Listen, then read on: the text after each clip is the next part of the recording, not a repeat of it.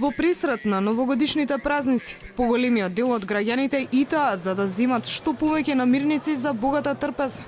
Но има и такви кои немаат покрив над глава. Па и овие денови, како и секој претходен, седат низ улиците, гладни, стуткани на некој од пешачките зони, со валкана облека и картонска кутија пред себе.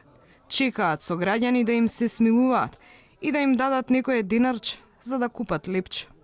Обкружани со луѓе во постојано брзање, бездомниците, чии број расте, остануваат речиси незабележливи. За да се стоплат, се собираат во пунктовите наменети за нив и бараат пренокишта. За ладните денови да не ги минуваат под отворено небо. Да ви кажам реално просам, питам, по болници, по трговски, сегде. С гитарата отдавна съм излезен от дома и животарка ми уметнички. Зимно време малко е по-тежко, ладно, у летно време, у пролет сме добри. Немаме оноа средство за живење. Док работихме во Жито Лукс, има па некој динар, ќе бањавме таму, се мијавме сега, нема каде да се избајнеме, нема каде. Сиромаштија каде. Социјално примам 1600 денара.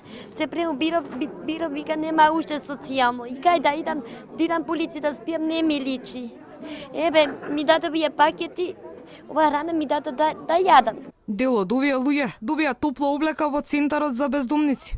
Важен е сегментот на социјалната поддршка, потенцираат од Црвениот крст, бидејќи станува збор за луѓе кои ја имаат изгубено довербата во себе, но и во системот. Многу е важен сегментот на психосоцијалната поддршка, заради тоа што како што веќе долго време говориме, ова се луѓе кои што имаат изгубено довербата пред се во себе, во системот, во сите околу нас и нашата единствена цел е нивна реинтеграција во општеството, се со цел да не бидат зависни од социјалните сервиси кои што ги нуди пунктот за бездомни лица. Новогодишните празници се време на радост, посакување на желби и веселби, но не треба да се заборави дека се и можност за дарување и хуманост, кон оние помалку имашните. Срекни празници на сите и се најубаво со Господ напред.